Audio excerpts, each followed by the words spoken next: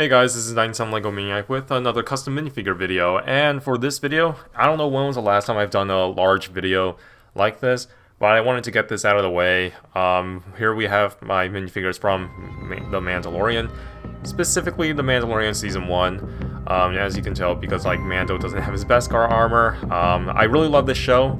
I've been meaning to make like Mando Season 1 figures for a long time, but it took me a while because I started this like the beginning of 2021, I believe, and then I finally finished it with, it was either with, I think it was Grogu was my last figure, one of my last figures of 2021, and so it took a long time, and it would have been a lot done sooner, which I'll explain later in the video.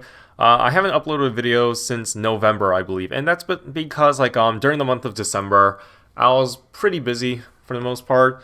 Mostly like since I only record on the weekends because I gotta work on the weekdays and I come back and it's like almost like nighttime. I can't really record any videos because I don't have much lighting in my house, so I can only do it in the day. So that's why I do it on the weekends. I remember I've been to like New York. I've been visiting my girlfriend a bunch, and before Christmas break up till like the middle of January, I was working from home because of COVID. Then because of like new like COVID, because of Omicron was running rampant and we're getting new cases. My office decided to like work from home for pretty much the entire month of January. So I've been at my girlfriend's ever since like Christmas break until like the middle of January. Then I went back to visit her for another week. So because of that, I didn't have time to like record any videos or make any new figures. But just today, as I'm recording this video, I uploaded my Jinx post, which is my second figure of 2022. I'm really proud of that figure. And so yeah, I don't want to continue rambling. I just want to move on to these figures. I'm really proud of how these figures turned out. I hope you guys like it too. So let's move on. So to start with our first figure, we have the Mando himself, Jaren, and this is based off his look in the beginning of Season 1. I decided to make this because I wanted to start off with like making his like first season suit before I end up making his Beskar much later down in the future. I don't know how soon that will be, but it'll probably be a lot later because I kind of want to. I made like a list of 2022 of figures I want to make, and it's not a lot because I'm not gonna have much time making figures, so you're gonna have to expect like less figure from me this year, probably like maybe 20, but it could be a lot more, like, but it depends like how long I can finish them. So yeah, so I wanted to start off with like his basic outfit, just so later I can like and so I can make his like a Beskar version, so I can have them side by side. So I think that'll be really cool. So to start off, this helmet is from Nate's minifig. This was his first like a Mando helmet that he created. I think the first one that first 3D print that he made that started off his like his business, which is really cool. So I bought this like sometime last year, and that was the first and only time I've ever bought from Nate's minifig. I know a lot of people are complaining about how he takes too long to ship things. I never had a problem, obviously, because he started off, and so I got this in a short amount of time, and plus that was the only time I bought from. My opinions could change when I buy from him in the future, but as of right now, I haven't bought anything from him because I'm trying to save money as I can, and he's been cranking out a lot of cool stuff, and the things I do want are usually sold out because a lot of people want them. Props for him for making a business and doing everything by himself. Like, that must be really tough that I don't think a lot of people give him credit for. So yeah. And if we how I painted this, I just used like this monotone like liquid chrome pen. It was recommended to me by Benson Bohm, my good friend, who helped me a lot, and I helped him too. You guys might have heard of him when I did my Bad Batch review. Like he was the one who 3D printed the parts that I designed, and he gave me stuff for some free stuff for me, and that's really kind of him. So, and he told me about how to use this like pen, and I think I did a pretty good job here. I did a lot of weathering as well because it was way too shiny, and it's not that shiny in the show. So yeah, so removing this helmet carefully, I painted an entire head to try and make him look like Pedro Pascal. I also have this hairpiece here, which is just a standard male hairpiece. I just cut off the front and I just sculpted the entire of the front, trying to blend that together to make it look almost like alike as possible. And I think I did a pretty good job. So yeah, there's there we have his head. I had fun painting this, and probably one of my best likeness that I've done, compared to other figures I've made like after this, to be honest. So yeah, and to go over like his cape, like this is just like a standard like Lego cape that I just cut up and torn and folded over. For his armor here, I sculpted all these little bits of armor. I showed like a unpainted version of this. I really went overboard on the sculpting, making sure this is like accurate as possible, and I tried to do my best on sculpting. I don't think I've ever sculpted anything as clean as this ever since, to be honest, but hey, it's okay. So yeah, and I've also used like electrical tape for like, you know, his like for his like strap here, his belt, and that's pretty much it. Like, and this gun here was from Brick Arms, and I think it's pretty cool. And I want to show this really cool feature, is his shoulder pad. So right now I have his best Cara shoulder pad on, the one that he got at the beginning of during the season, during the episode 1. So you can remove this, and you can see there's like a magnet I drilled in. So if I want to give him his appearance, like what he looked like at the start of the episode, I can give him this little shoulder piece, and there you go. And yeah, and this Beskar armor is also, I also painted with a liquid chrome pen as well. I had to like sculpt onto the magnet first for this first one, and then carefully peel it off and do the same thing for the second. I'm gonna leave this on for now because I already showed what he looked like with this in the beginning, and it's the ending of the video. So yeah, and to go over his other accessory, here we have his like his pulse rifle. I don't know when he stopped using this, to be honest, but yeah, I think this is a really cool rifle. What I did, it's from most of this is from Brick Arms, but what I did, I cut off like the stock piece and attached my own. It's like some other musket piece, and what I did here, I pretty much just dremeled and drilled this out, drilled out this back section. I also dry sculpted this little section here. I cut off like the scope, and I glued it on to the side because it's kind of off center. I also glued like this little magnet here. So this little, it's like a metal necklace, and I have a magnet back here, so that way you can actually magnetically attach this. However, because the cape is in the way, the magnet is not as strong as I like it to be. It is, so there we go. So it's not as strong, and it can easily fall, which stinks, but it's whatever. And his other accessory I give him also is this like this tracker fob, which I got from Firestar Toys during my time at Bobalug, which Bobalug kind of sucks, not gonna lie, not a good lug in my opinion. But that's a video for another time or something. Just wanted to rant about that. Anyway, so yeah, you have his tracker fob here, and also I believe it's this arm that you can like take off his hand first, so I can attach this flamethrower piece, which I made with hot glue and fiber optics for like to wrap it around. And how I painted this, I painted it with like with transparent orange, yellow, and blue. And I got that idea from Benson Bone. Like I worked with hot glue before to make like effect pieces. You seen it with Shang-Chi and stuff like that. And I think this is the first time I've done something like kind of a flame thing, and it looks really awesome. And I really like this. And yeah, I'm really proud of this figure. So yeah, that's it for the Mandalorian. Move on to the next. Next figure we have is Grogu, and this was the last figure I made. And the reason why the Mando's custom took me a long time in general is because like Jason had to like ship me like Grogu's head, and that took a while for him to do. Oh shit. Sorry about that. And so yeah, because of that, that's why this entire collection has been delayed. Thanks, Jason. I'm kidding. I love you. So yeah, to go over like the pram itself, Grogu and his little pram. This was actually from WM Minifigures that I bought from their website before their website got taken down for whatever reason. I think it's back up. I don't know. But yeah, but this is a very useful pram. And what I did, I just like sculpted like extra like detail around this, mostly like the outer edges here. And I just painted the entire thing. I also cut off the bottom stud because I think it was a little bit too distracting. I just glued in this like this trans clear piece. And yeah, and to go over Grogu himself, if I can just carefully remove him, I'm gonna have to like carefully remove his head and his body because his ears are kind of fragile. What what I wanted to do, now this is I believe Jason got this from Hilligus, and that's where he got his like the Baby Yoda head, and which I think is great. I personally don't want to support him because he's kind of controversial.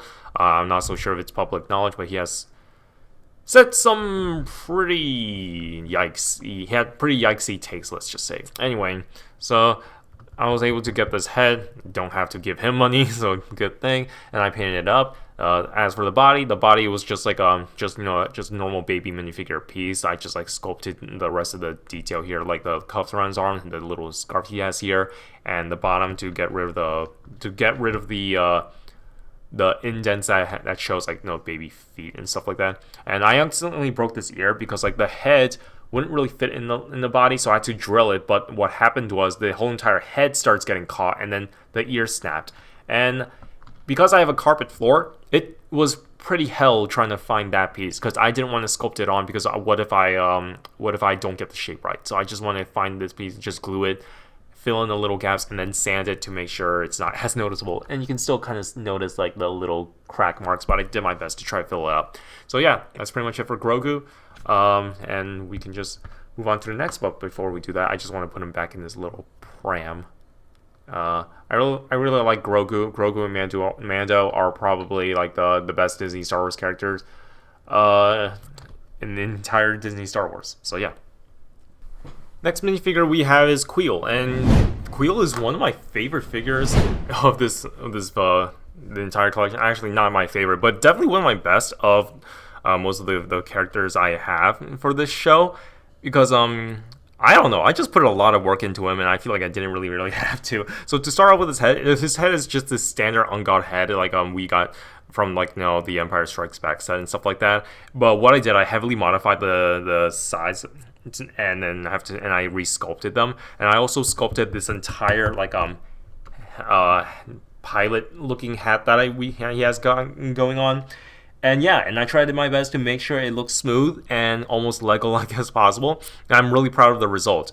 And yeah, and I painted everything as well. And as for like the rest of his body, it's just like like short legs, standard torso. I sculpted like the scarf he has, and I sculpted this entire backpack too. And it turned out really sweet.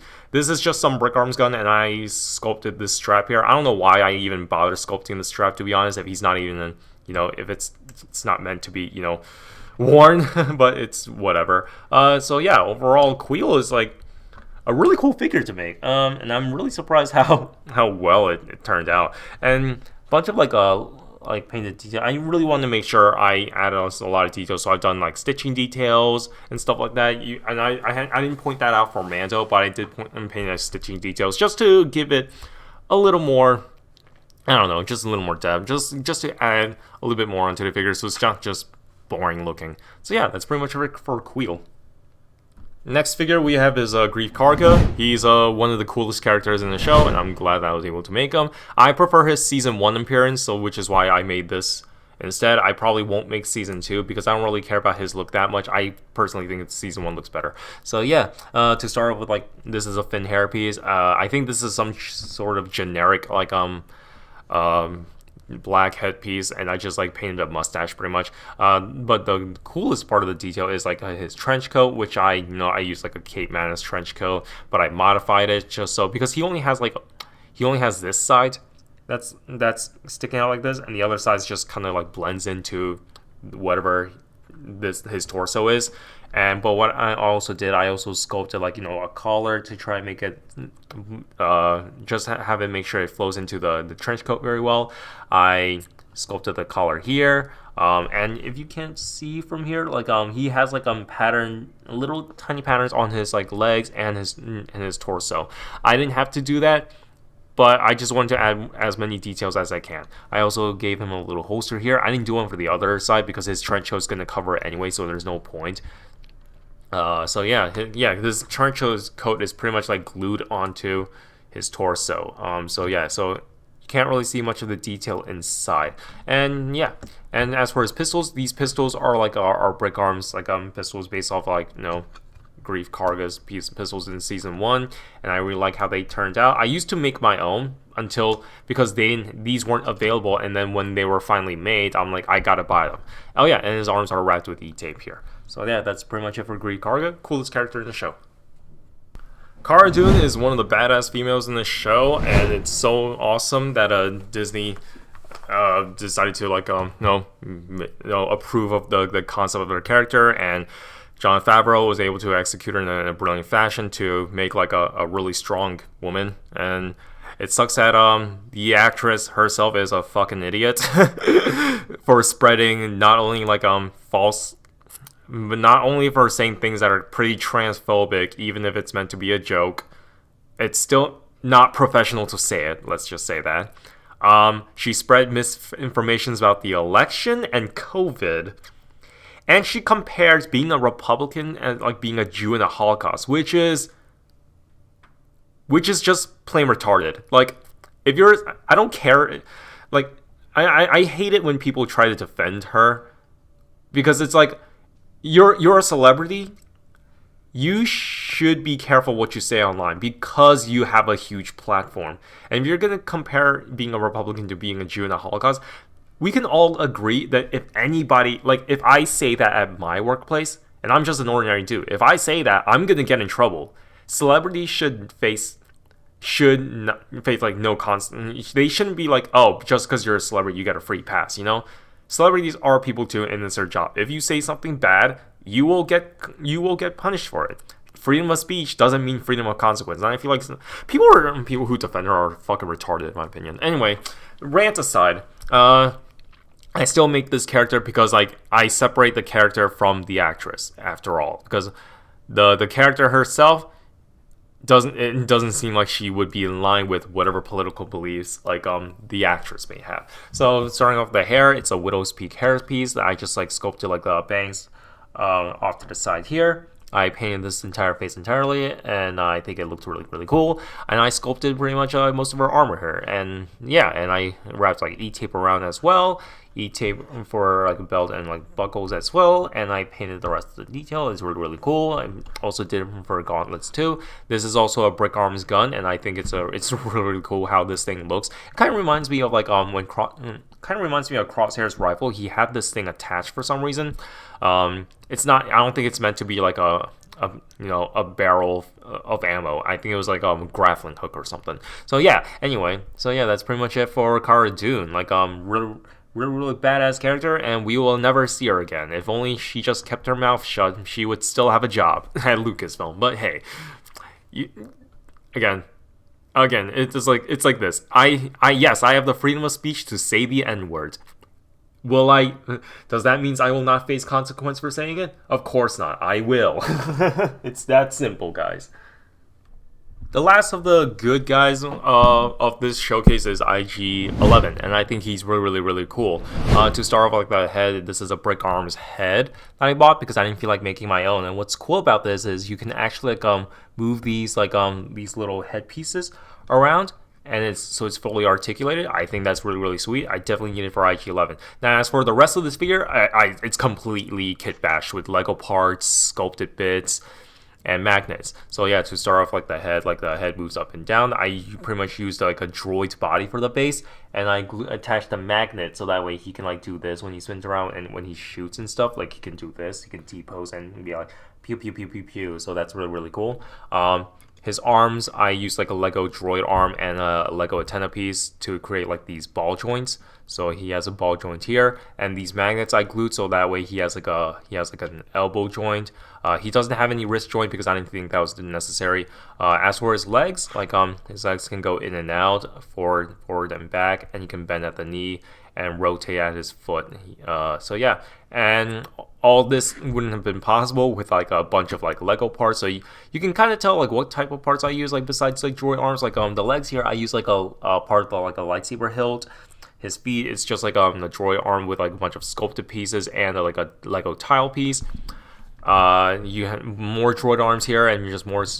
I have the base of the Lego antenna to be like the bottom, to be his waist.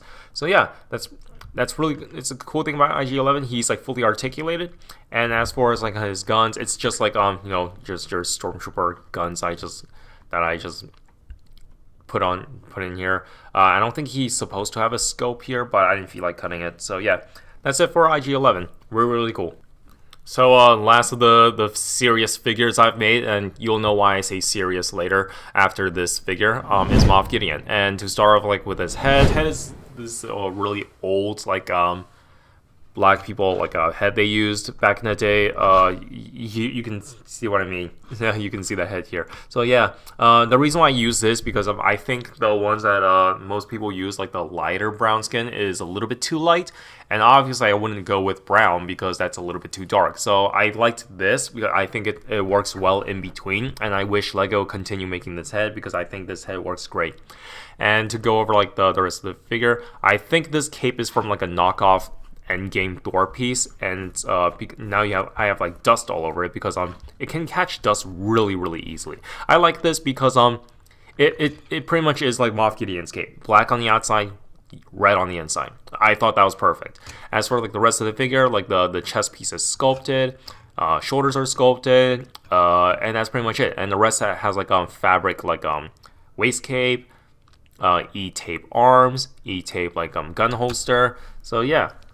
And his word Darksaber, this is actually from Brick Arms, and I think Brick Arms made the best Darksaber. I love the hilt so much. I think it looks really cool. I used to have like the area light one, but this one is just so much better because it just has so much detail, and I would definitely buy more of this in the future.